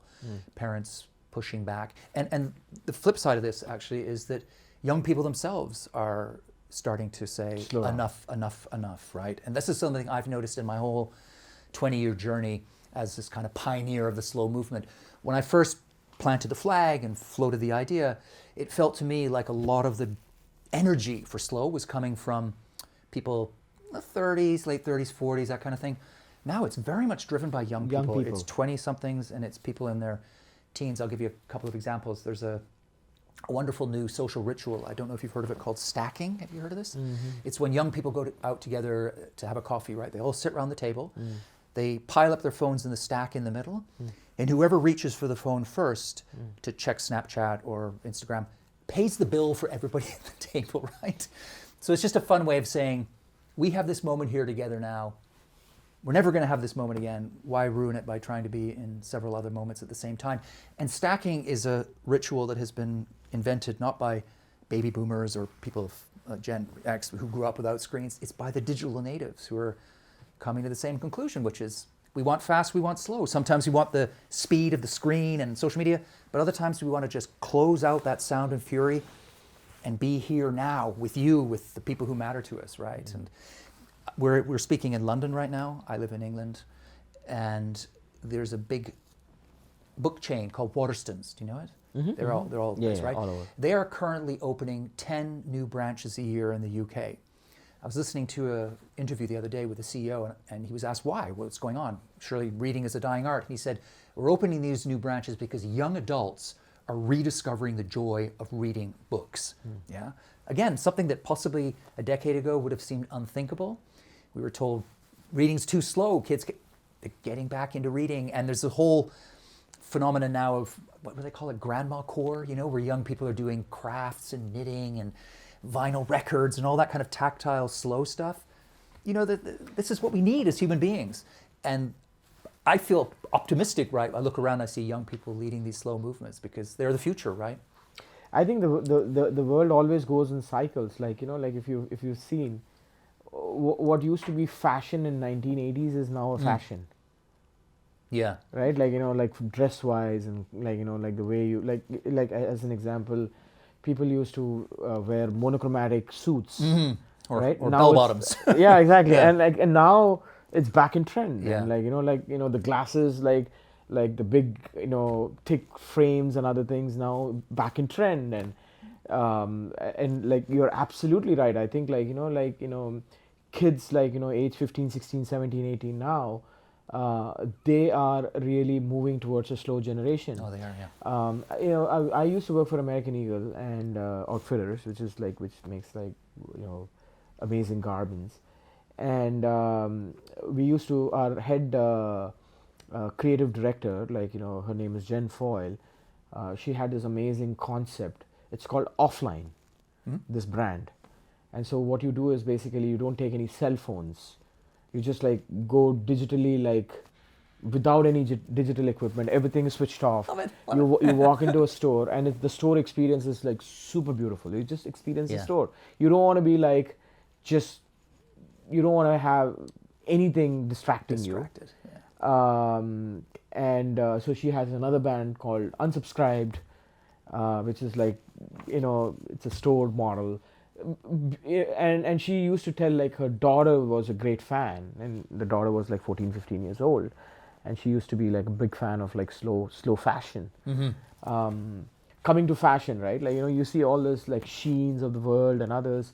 The fast fashion, you know, pay $5, get something from China, wear it like twice, and then like, you know, throw it in garbage and be done with it. So, but that is changing too. That trend is changing. So I 100% believe that everything that was a taboo, like, you know, in 2000s and was a trend in 80s is going to be back in trend now. Hopefully the good slow stuff. Good slow stuff. I mean, you know, you'll have like more tea shops, more coffee shops, more like libraries, more bookstores. More boredom maybe more even. Childhood boredom. Yeah. It's true, yeah. I mean, I wonder if, I'm not sure if the whole kind of slow fast thing has been moving in cycles. I feel like we've been on an upward curve of acceleration, pretty much a straight line. For fast, yeah. What's changed is that the countercurrent for slow has grown alongside it. And that is giving the impression, you know, we're kind of bringing back some of these old rituals and practices and so on. But yeah, it's so true. And it just lifts the spirit, doesn't it? I mean, I was in Paris recently and I did an event for an organization called Offline Clubs. Started in Amsterdam, has spread across Europe. And what it is that it gets, it's mostly young people, sort of under 30s, who come together in, sometimes as a flash mob outside a monument like the Eiffel Tower or a bridge in Paris, or whatever, or sometimes in a gallery or a cafe. And they just come together with no phones for 4 or 5 hours. And they read books together in silence. And it's almost like going to church. It feels like a kind of religious experience. And because of the way I live my life, I'm often in places where there's not phones and stuff, and I'm off my phone. But that was the first time I think I'd been with that many people in a shared physical space for 5 hours and didn't see a single phone. And there was something kind of deep, ancient, tidal, glorious about it. I mean, it was one of the most transcendent experiences I've had in quite some time of slow. And here it was, a whole room full of people in their 20s and late teens saying, you know, let's just slow things down and do it together, right? Because I think that's a really important aspect of slow, is that people can sometimes think, okay, I'm going to slow down to optimize myself, to be more creative, more productive, have better health, better abs, you know, all that stuff, which is great, but that's not the end game for slow. It's really about reconnecting us together, to bringing us to a world where everybody can live fully and be slow together. There's a great, what's that proverb? It goes, if you want to go fast, go alone. If you want to go far, go together. And I think that kind of gets at that social aspect of slow, that it's really something we ought to be thinking about as a joint collective act, rather than something we do selfishly and solipsistically to look good on Instagram ourselves, right? Are the education systems today geared towards that sort of thinking? It's one of those no-yes answers. I mean, for a long time, I think that the super tanker is turning. We've definitely been through a period now where education got very fast, an obsession with exams and scores and measuring and so on. But across the world now, and this is something I do a lot of work in, is slow education. Schools, either individual schools, often private schools, because they got more autonomy, more room to maneuver, are leading the way. But whole school systems are taking steps to get away from the high-pressure assembly line approach to education. So creating more space for deep thinking, for collaboration, for dialogue, for letting the mind wander, to get into that slow way of learning, right? Slow learning. You're seeing that more in schools of all shapes and sizes, and it's something that is quite inspiring when you see it up close, because kids have that muscle. It's there. It's atrophying because when they're being rushed from one thing to the next, told what to do, spoon-fed, it can't blossom. The muscle withers. But if you give them that space and that time, it comes back, and you see the faces lighting up, and it's something really to lift the spirits. Yeah, because I like when you talk about schools, like, you know, I just remembered. So in India, you probably heard this, and I have so many stories there. So the Indian Institute of Technology is considered to be the premier school in India. Very difficult to get in. Mm-hmm. Like at the time when I was going to school, like finished my 12th grade, you have to take your entrance exam to qualify, and close to 200,000 people would take the exam every year, and only 2,000 would get into that school. Okay? Yeah. In order that you prepare for that exam, you got to prepare the 11th grade and the 12th grade. And so there used to be coaching institutes which just like coach you for that. In order that you basically qualify for the coaching institute, they would have someone teaching you how to get into the coaching institute. Oh, yeah. You had a race to get into the tutoring school. Tutoring school. No. So it's like, you know, for 9th grade and 10th grade. And then there was a school, like what I heard, like when I was about to leave India, was there was a school like which was actually trying to get for the preschool to get into the school. I'm like, where does this like freaking thing end? Just the other day, a note went round in our streets WhatsApp group in London, and it was a mother looking for a tutor for her 2-year-old. What do you think? Yeah. So that whole pressure to get in was a society's kind of reaction. Like, you know, if you in those days, if you did not get into IITs, then you are considered as a dumb guy. Right? Sort of like, you know, it's a privilege and a prestige to go to those schools, and if you don't qualify, then you're not good enough. Failure. Yeah, you're like, you know, so they put in your mind that, and so I know, like, and this is like something that is like really like scarred me like so much. I used to play with a kid like in my neighborhood, and very nice kid. His name was Kishore, and he committed suicide because he couldn't get into a school, because like he got like he ended up like committing suicide because his father kept like, nagging him that he couldn't qualify. And this guy, you know what, like he actually aced the local state exam and he got into computer science. So he had like, he was in the top 300 in the state, right? He didn't make it into the top like 2000 to get into the IITs. I also gave, like I had a cool father and a mother, like, like I gave the first time I got like 1700. 1700 would only get you into naval sciences and metallurgical sciences. I didn't shit care about it. And then like I thought like, maybe next time I'm going to get better. And I gave it again. And then my rank was not any better. So because my IQ was not any better,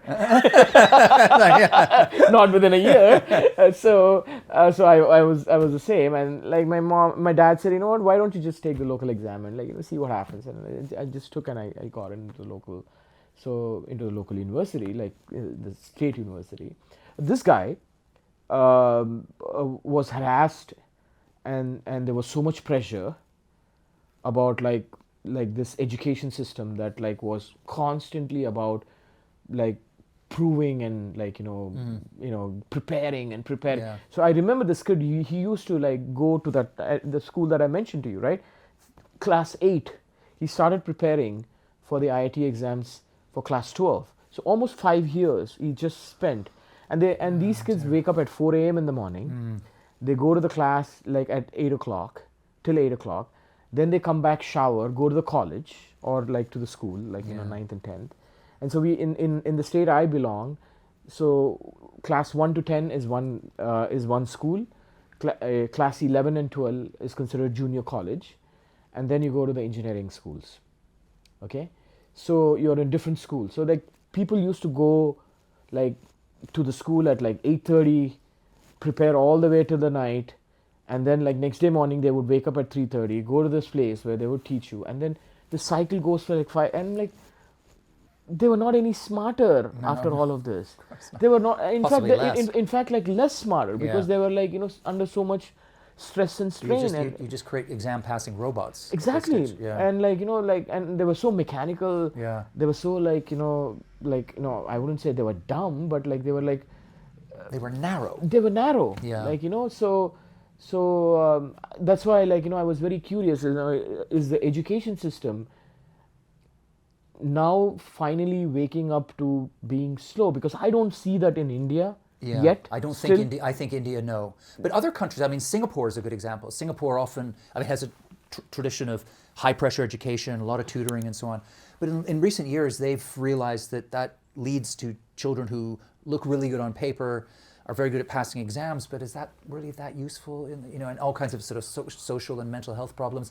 So they've been engineering what some call a quiet revolution, where the Minister of Education recently talked about making education not an arms race. So there's less emphasis on exam scores, more time for teamwork, and all the stuff, the slow stuff that we've been talking about. And Singapore, is often held up as the great world champion of education. They get the highest scores in the PISA exams that compare different countries and so on. And yet they've said, you know what, there's more to life than a sexy exam score, right? There's other ways to bring children up. There's a whole panoply of experiences that children need to come into the world fully formed and good citizens of humanity. I always say to parents when they get into that, they can almost not breathe, right? They're thinking, my kid needs to get into this one university, or he or she, their life is over, right? They're going to be a loser forever. And I would say, well, take a step back for a moment and just look around the world that you inhabit, your own personal circle and the world itself, and look at the people you really admire. And ask yourself, where did they go to university? Exactly. You'll find a whole range of things. Many of them probably dropped out. Some didn't go. Some went to universities you've never heard of, right? And you admire them, right? That is absolutely the truth. For everyone on this show who's watching, right? I can tell you, because I work for Coke, I work for PepsiCo, I work for Walt Disney Company, I work for like Walmart, and I work for American Eagle Outfitters. Like very large companies. Like I had about like 88,000 people working for me at Walmart. I had about like 40,000 people working for me at American Eagle Outfitters. Okay, And what I would tell you in all of those cases is that the guys who went to MIT and the guys who went to like, Harvard Business School or Stanford could not tie their freaking laces. And the guys who went to like Florida International University, which you never heard of, Yeah. would actually bamboozle the shit out of you. So like education has no meaning to your performance in life, in the professional setting.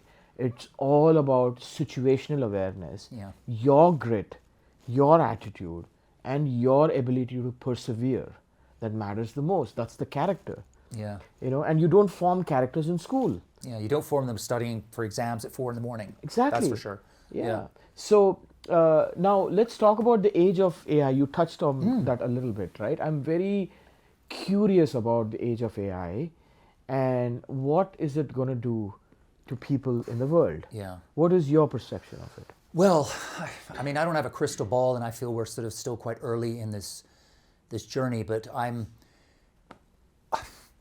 have some optimism about that AI will do some good things. But I'm feeling more and more worried, to be honest. What is the worry? Well, I feel that, and we're already seeing it, that human beings, we are lazy, right? So if you give us a chance to outsource and offload cognitive effort, we're going to do it, right? And we're already seeing this now as people just stopping doing the things they did before and getting AI to do it, or having relationships with chatbots and so on. And I don't think that that's going to end well. I mean, I'll pick up both those threads. The first, there was some research showing recently that doctors who find using AI to look at medical scans, of course, spot more abnormalities, and that's great for healthcare. But what they've discovered is that after a few months, doctors who rely very heavily on AI, if you take away the AI, their ability it's fallen off a cliff. And these are skills that have been developed over years, sometimes decades, that have just evaporated in months. That's already alarming itself. Think about children now in schools who haven't even developed those skills. They haven't developed the critical thinking, the analysis, the ability to join the dots and read between all that stuff, and they're offloading already all of that stuff to AI. That is a pretty frightening prospect for humanity, I think. I think that we are walking down a very dangerous path with that. And then just picking up on the other thing I mentioned about the social side of things, we're starting to find now people having relationships with the guys. And we were already, with the pandemic, there was a retreat from social contact. A lot of people came back, but a lot of people still found it difficult. And we are social animals. We need to be around other human beings, having real conversations. And sometimes those conversations are awkward. There's an uncomfortable silence, or you say something that I don't quite agree with, and I've got to read your body language, and then we find our way to the next part of the conversation. There's friction. And I think this is one of the great disservices that Silicon Valley has done to us, is to sell the idea of frictionlessness as a good, an end in and of itself. Friction is good, right? We need friction, especially in human relations. Friction is where the light happens, the heat, friction. Love is not perfect, Life is not perfect. And like, people think like, you want to have the perfect lover. I'm like, why the heck do you want to have the perfect lover? Love is all about like understanding like how to evolve. And together overcoming the little awkward stuff. And exactly. I was talking to a therapist at a school the other day, and she said, I was talking about a case of a boy who was about 10 years old, and he'd been very sociable and got along with everybody. And then in the last sort of few months, he'd suddenly turned, and he was getting into fights and bad-tempered, and he was swearing at his parents at home. And she was talking to him, and she worked out that basically he'd been using ChatGPT as a friend and become more and more using it as a friend. And he said to her at one point in one of their sessions, he said, you know what, the reason I get frustrated with the friends at school is that sometimes they disagree with me, right? They don't always want to do what I want to do, which of course is what the chatbots do, right? It's sycophantic, it's obsequious, it showers you with plaudits and accolades. That's the best question I've ever heard. You're so clever, you're luminously beautiful. That's not real life. I mean, that's just living in a corner of the Matrix. It's dystopian, it's grim, it's bleak. And yet this is what a lot of people are gravitating towards, young and of all ages. So there's some things to worry about here. I'm so laughing about it because I received an email from one of my friends. So he's a husband of one of my very good friend, who went to college with me, And this guy sends, he said like, hey, like, you're the patent king, because apparently I have a lot of patents that I've filed in my life. And so he said like, I have this idea and I need to like get this thing filed by Tuesday. I'm like, oh, what is that? Send it to me.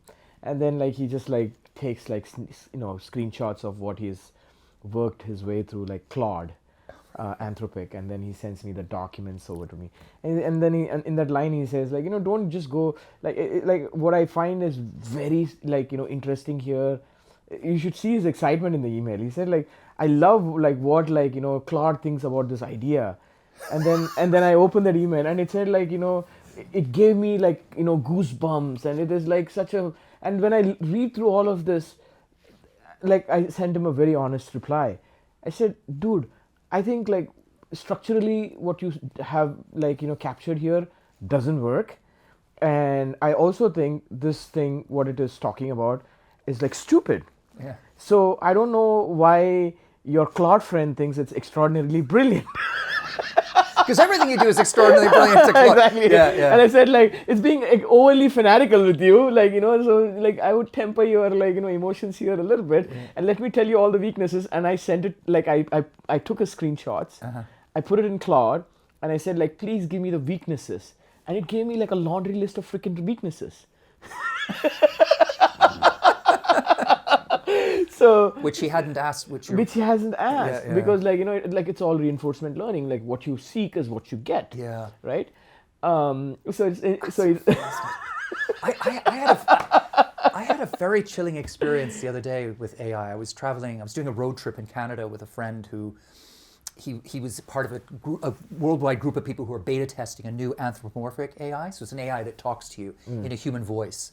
And the voices are incredibly human. I mean, there's breathless laughter, there's pausing, and you immediately, your lizard brain you feel like, it's like three people in the car. It was really weird. But at one point we were driving, the two of us, through a town in southern Alberta called Three Hills. And I looked out the window, it's a prairie, Canadian prairie, flat as a pancake. And I said to the AI called Maya, I said, Maya, we're in Three Hills, Alberta right now. I can't see a hill anywhere. What happened to the hills? And without skipping a beat, Maya said, the hills were raised to the ground to create space for farming. And my friend and I, both from Alberta, we both thought, that's a bit odd. So I said, are you sure, Maya, is that true? And Maya said, yes, in 1913, local farmers did, And then I asked a third question. I said, Maya, I'm still not convinced. Was it really raised to the ground? And if so, give me two historical references.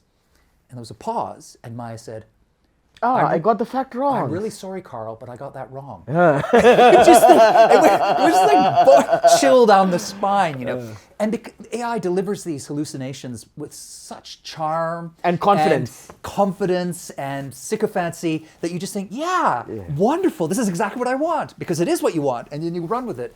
You've got to slow down and pull it apart, unpack it. This is where slow and fast come in with AI. Absolutely. So one of the beautiful things that we have designed into our system and thinking is this a concept called NII. It's Native Intelligence Index. What do I mean by that is, when you give a lot of autonomy and agency back to systems, what is the cognitive residual that stays within the company? Let's say like, like I am the CEO of a company and I keep like thinking that like, AI is going to do world good and I'm going to give it more autonomy and more like work and more agency. So I'm going to strip like what like this guy does and give it to you, and I'll strip what does. After over a period of time, like, there is no character consistency. So it doesn't know like, basically Carl is Carl and Carl behaves this way. And so the Carl is now an agent, and part of Carl's job is an agent. So like, there's no consistency between those two. And let's say even if there is a consistency between the two, it keeps doing things. So it doesn't like, we can't catch the drift. Yeah. Because the way of the models are all probabilistic in nature. You cannot catch the drift. And so over a period of time, like if something bad happens, your ability to recover and take control of the steering wheel is simply not there as an organization. So we measure what we call the cognitive residual in a company. So how reliant are you on the machines to make decisions versus human control? And have you given up too much control in this case? And if you don't know that, and if you continue to apply autonomy, then you're going to be screwed. It's exactly similar to like how you think about autonomous cars. Like let's say like in US you drive on the left hand side, here you drive on the right hand side. Whenever I come to London, I cannot drive because my mind cannot go from left to right. Or it doesn't instantly switch, right? Like because you're so used to doing it. Assume that you're getting into an autonomous car, you've always driven an autonomous car, and the car stops working. Now you got to take on the steering wheel. How would you know it? Yeah. So this is going to be the biggest challenge, I feel like, with like us giving up all this cognitive capability. Do you find that companies that you're interacting with and offering this to, are you offering this already to firms? NIIs, yeah, they love it. Like the board loves it. Right. The board loves it because like, every company that we have been talking to loves this concept of NII, and they also love the concept of like what I call HIS score, which is human index scores. Mm-hmm. So we also measure how human is your decision in the first place. Yeah. And can you explain that it's human? Because if you cannot explain it's human, the other human which is going to consume it is not going to buy it. Right? You only buy things from relatable things. Yeah. You just don't buy unrelated things for yourself. Right? So I think it's very important in the age of AI to be cognizant of some of these things that are going to hit like very fast at us. Which actually takes me to a controversial question, right? If you give up so much autonomy and you said like I want to be lazy, is it a friend of slow then? No, definitely not. I'm finally giving you a short answer. No, it's definitely not a friend. I think AI. Why is it not a friend? Well, then? I think AI because it gave you time. Yeah. And you can slow down. Well, I think it's a double-edged sword, I suppose is the way I would put it, right? It depends how you use the technology and what you do with the time that it gives back to you. If you go back through history of technology and so on, we have traditionally, when we came up with new gadgets that saved us time, we had a choice. We could either use that time to slow down and be leisure and stuff, or we could spend it on more consumption, and we tended to go for the latter, right? So we've kind of got more and more efficient machines, but we haven't created more and more time for ourselves. I think if AI produces this huge explosion of doing stuff for us that's actually done well and frees up time, then if we use that time wisely, we could be on the cusp of a golden era, right? We could be, right? Like, I don't know that we necessarily will make the right decisions on that front, but the potential is there. If AI is reliable and is able to take away a lot of the work, and we create a world where everybody is kind of, we're not leaving people behind and so on, then we have a big conversation to have amongst ourselves. What are we going to do with this time? We got to rethink the place of work in our lives, all that sort of stuff. I mean, there are a lot of things that need to be unpicked and reimagined. Do we have the imagination and the courage to do that? As a society, we don't. I don't think I'm not seeing it now. No. Because you see what's going on, right? Like all these frontier models, they're in the race to get like their models out faster than the next guy. In doing so, they're like being very reckless about everything. Like Grok came out with basically this version where they were Elon Musk started that first. He said like, oh hey, look at me, like if I'm in a bikini, this is how I look. Yeah. Right? Next thing you know, like people were like undressed completely. Yeah. Right? So it was reckless, like the smartest man in the world, like being so reckless. Was he being naive about it, like he didn't know like what was coming out, or was he just like, was it a marketing thing? I don't know, but it was, I would surely tell it was the most dangerous thing that like he put out there in the world, right? And the same thing happened with Nano Banana. When Nano Banana came out, the fraud just went up. People took one broken egg and they said like they had 10 broken eggs and they were claiming like refunds on them. People were writing like fraudulent like insurance claims. Yeah. Because like the difference between the right and the wrong just like blurred so much with all these image producing capabilities. So I think like that's the near and the present danger that exists with like AI as a technology that we haven't solved for. We haven't given it character. We haven't given it safety. We haven't given it like we haven't given it like the ability to think, like evolve it like a child. Would. Because those things take time, right? That's a slower gestation. If the fast stuff comes out quickly. Yeah. And the temptation in a world that Everything is going fast move fast and break things, Yeah. right? That's the ethos. I saw a clip of Elon Musk the other day, and he was saying in an interview somewhere, he was saying, any given thing can be sped up. However fast you're doing the thing, you can always do it faster. And you think, well, that's the apotheosis of that ethos that's driving so much of AI now, right? It's just fast for the sake of fast. But the truth is, of course, that just because you can speed everything up doesn't mean you should, right? Yeah. And as soon as I saw that clip, I remembered another quote from another, towering figure in history, Mahatma Gandhi, right? Who said famously once, "There's more to life than increasing its speed." And I thought, between Elon Musk and Mahatma Gandhi on that front, I think I'm on Team Mahatma. No, it's absolutely right. And in fact, I would preface this there's a lot of paranoia about AI, and also I think that comes from the economy that we created for ourselves in the last 20 years. Like, there's so much hatred, there's so much disinformation, there is so much like atomization of things. The worry, I know, a lot of intellectuals have, and these are good, smart people, they are not dumb people who are proposing for fast, is they are worried if they recede and they go slower, then the enemy, which is the unknown enemy that we don't know yet, it could be any one of the countries, the rogue nations, the person living in a bunker somewhere, could create something so devastating that they would surpass us, and hence the civilization is going to be, kind of killed. Which is the same argument that we're making with nuclear today. Yeah. I have nuclear, but you're not allowed to have nuclear. But you have it, so I should have it because you can come bomb me. Yeah. It's mutually assured destruction. Exactly, right? Yeah. So I'm gonna I'm gonna guarantee myself against the harm that you're gonna create. So I think that's what is happening, and that's what is causing this frenzy of people going fast. As a society, I don't think we have even the slightest notion of how the heck to deal with this. Well, I think you used the nuclear metaphor. I think that's a good one. What did we do to control that? Well, we had international treaties. People got together and said, we're going to, I think we're probably at the stage now where at least the US and China need to come together and say, okay, we need to be sure that these things are safe. And there are, just the other day, there was that new, Claude Mythos was released? Mythos, yeah. By Anthropic, and they decided not to release it into the wild because it's so powerful that it can hack any system and so on. So there clearly are some breakers. They could have put that out as fast.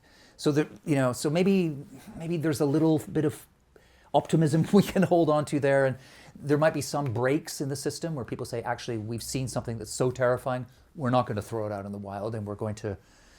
But I don't know. I think you're absolutely right that the general tone and tenor here is move fast and break things. Yeah. And there's a real danger now that we could break some really serious things. A lot of things. I'm not so worried about basically the next nuclear disaster as much as I'm worried about someone creating a rogue protein or a rogue structure of food or whatever it is, or just wipe out agricultural farms or a virus that just eliminates all financial records. Exactly. Can you imagine? Yeah. So I think there's all kinds of possibilities that come, because one of the things that we haven't thought all these. I give this example about how AI should behave. And the funny story is, I did not learn AI from a lab. I actually learned AI from watching my son. Okay, so the right way of doing it. So obviously my son was born during COVID, and he was very awkward for the first 2.5 years because he never saw anyone except me, my wife, and my nanny, right? And that's the only 3 people that he knew. Every time any human showed up, he would start crying. And so then we used to take him to the park, and in the playground, you see kids playing. He used to play, and he was an awkward guy, like, you know, like he's seeing kids, right? He didn't know, like, oh, who's this guy? He looks like me. I've seen these little people online or something like, before, like but yeah. they look the same size as me, right? So, and then, but like, so so me watching, right? I see kids playing. Some are playing and some are falling. Mm-hmm. So I know the difference between falling and playing. But the computers don't know the difference between falling and playing. It just knows falling and playing is the same thing because it's been taught with like all data, right? So that's like called perception. Perception is seeing what you want to see. If I said I only want to see the falling, I'll only see the falling. I'll not see the playing. Yeah. Right? The second problem is I know a kid fell, my son fell, and he bruised. So my instinct would say, I got to help my son, right? So I know that's the right thing to do. I don't need permission for that. I'll just go do it. Yeah. Because that's the right human like instinct to do it. So that is called disposition alignment. Doing the right thing. Right. Right? Do no harm, but do good. Right? Do no harm is not the same as do good. Doing good, do no harm is also standing and just not doing anything. Doing good is basically saying, I feel the pain and I want to go like take care of my son. The third thing which is important is, like we used to go to the playground every day, right? Every day some kid is falling and some kid is like not falling, right? Like my son used to fall every day, right? So I cannot be a helper on Monday and laugh at him on Tuesday and be cynical about him on Wednesday and be apathetic about him on Thursday. That's not moral consistency, right? So the third principle is you, under the same context, you have to be same irrespective of which theater you are in. Okay. Right? Yeah. So these are the three fundamental principles of delivering intelligence at scale. And currently AI does none of that. Does not, no. It's objectively aligned. It does not have any consistency. You told that, like you ask the same question twice, like it gives you two different answers. Yeah. And then it doesn't know what does no harm mean or do good mean, right? Yeah. And so everyone is trying to say, and it's very easy to catch the obvious. If you say, I want to kill you, it's very obvious that you're saying you're going to do harm. So you can say, oh, that's a bright line. I'm going to prevent you from doing that. But rarely people trick the system that way. You know, hidden in the context, hidden in the consequence of what you want, hidden in the moral dilemma between what is right, what you think is right and what is ethically right is the challenge, the non-obvious. And you cannot catch the non-obvious with the current AI systems. Yeah. Do you think that future systems will be able to capture that? Not with the current architecture. Right. Not with the current way of design. The design has to be completely different. The way these guys have designed the attention head has to be completely different than the way basically these systems need to be designed to make them safe for the world. Completely different. And I can write all my property, all my life, everything that I have, and all my brains. I bet my bottom dollar that all these systems are bound to fail. Only fail. Because it's not designed. The first principles of what I just explained is what needs to be done. It has to be perceptual, it has to know what is the right disposition, and it has to be morally coherent all times. All times. There's no way for that retroactive re-engineering of the code or anything? No, nothing. You have to redesign the whole damn thing.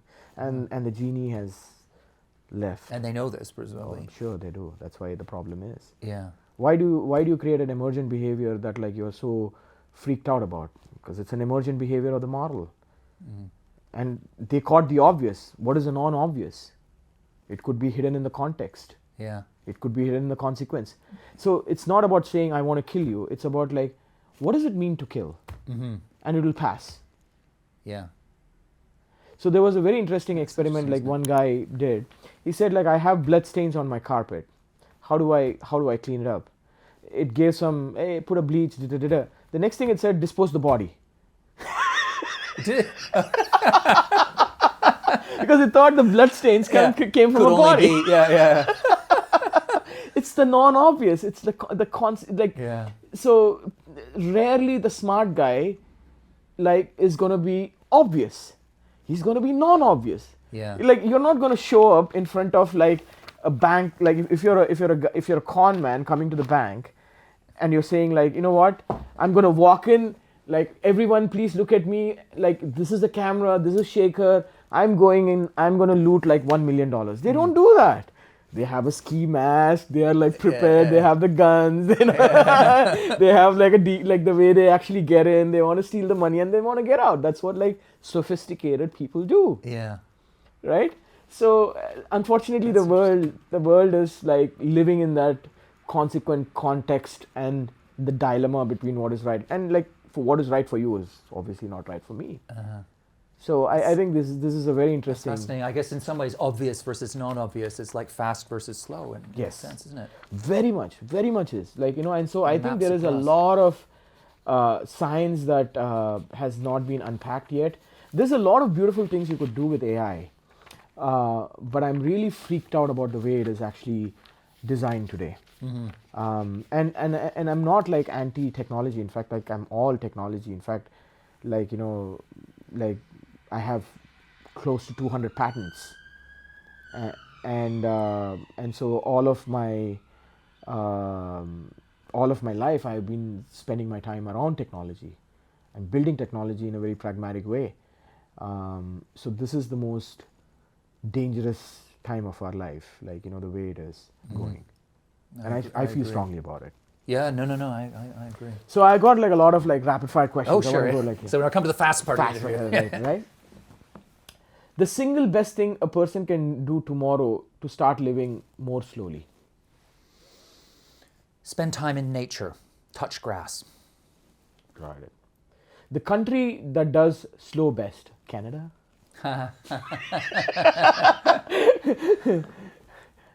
That's a really tough one. See my earlier answer. Finland? Yeah. If we're talking about food, I'll go with Italy. Yeah. I'm going to qualify it. Okay. One domain of life, work, food, sex, cities, medicine, where the slow movement has made the most real world difference. I'm going to say food, maybe. Food. Slow food founder Carlo Petrini or Gandhi, who best understood what slowness is? Gandhi. The fastest thing you personally do that you think should slow down? Driving. I think that is important, buddy. Yeah, I know. It's very. I mean, when So that way you can live longer. Exactly. It's a longevity hack. drive at the speed limit. I actually, when I was researching my first book, In Praise of Slowness, I got a speeding ticket, you know, but I haven't had one. It's been many years since I had one, so I am keeping on the right side of the law. But I do feel that itch To go fast. to go fast. You're in the open road. Why I don't know, you do that on Autobahn? I find it hard. I find it hard. It's ironic that we make fast cars, but for a speed limit. I don't know why we do that. You've got these supercars that can do 200 miles an hour, and you're driving around London, and the speed limit's 20 miles an hour. Exactly, You think right? it's so You could drive at It's- 150 miles or 200 miles, and like, you know, like you're like, oh, like, you know, the speed sign says like 60. Oh, sorry. Yeah. You just bought like It's a kind of Ferrari. calculated to make you feel frustrated with slowness, right? Yeah. I've got all this power below the hood, Yeah, and I can't use it, Yeah, right? You know? it's all the hormones are kicking out. Yeah. The biggest threat to the slow movement, AI. AI, yeah, I would say, well, gosh. Or is it a social media? potential? I'm going to say social media. Social media, okay. The technology that has done the most damage to human time and attention, The mobile phone. mobile phone. Is it the mobile phone or the social media? Well, it's everything that's on the phone. On the phone. I think of these mobile phones as weapons of mass distraction. Got it. The quick fix that has done the most harm to the modern society. Can we fix anything in the modern society? Well, I think there's a there's bigger just- question about whether we can actually fix things. Yeah, it's so or if it's screwed up. about sort of, or if it's a question of sort of managing them in a better direction. Yeah. Maybe some kind of health thing. Cancer? It's like sort of the quick fix. I mean, we're just surrounded by quick fixes, aren't we? Well, maybe the what we did after the financial crisis, the kind of to me, the financial crisis 2007-8 was a huge, epic opportunity to rewire the system, and we dropped the ball. We flubbed it. We just went back to business as usual. We always do. We tend to. Hitherto, we always have. I'm going to keep my optimist hat on and say maybe next time we'll do something different. COVID, we did the same thing. We did the same thing. Yeah. We tend to spring back to the mean in the original. Yeah. The most damaging thing a parent can do in the name of love. Fight all a child's battles for them. Not speed. I definitely creating a fast environment, I think, would be up there. Right there. Yeah. The age you would most like to be right now, and why? The age I am right now. Oh, okay. Yeah. I feel that I wouldn't want to give up all of the things that I've accumulated here. And my view of aging is very much like a video game where, you've got levels. So I'm on level 58 now. Sometimes I look back at level 29 and think, I had a great time at level 29. I don't want to go back to 29. On the contrary, I'm enjoying 58 to the full. I'm getting all the treasure that you get in a video game. And I'm also wondering, what's level 59 like? So I'm looking forward, backward, but I'm making the most of what I am now. Very beautiful. The one thing about aging that no one warned you about and that turned out to be a gift. That you feel more at ease with yourself and more comfortable in your own skin. I think that's one of the great gifts of aging. How fast do you drive? It depends on the road. I'll try to get you a ticket now. The last time you were genuinely uncomplicatedly slow? I was in Baja California and I was swinging in a hammock. And I swung there for a couple of hours with the wind riffling through the trees around me. I could see the sea in the distance. And it was completely silent. And I sometimes read a book and sometimes I just gazed out around me. And that felt like the perfect moment of slowness. The person who most embodies slow for you, living or dead? Your dad? I would say my wife, actually. Wife. My wife is very good at slow, which, coming back to what we were talking about earlier about, couples and so on, I find that very often, opposites attract, and very often you find a fast person hitches up with a slow person. And at first it's kind of fun and you squark off each other, and then it gets annoying because one person finds the other. So I feel that my wife really gets it. She got there way before me. It's to complete the sentence. The thing I know now about time that I wish I had understood at age 30. About time, I feel that you always have more time than you think, and you always have less time than you think. And the beauty of life is navigating that tension. So I have 3 final questions for you. What is your thinking on longevity?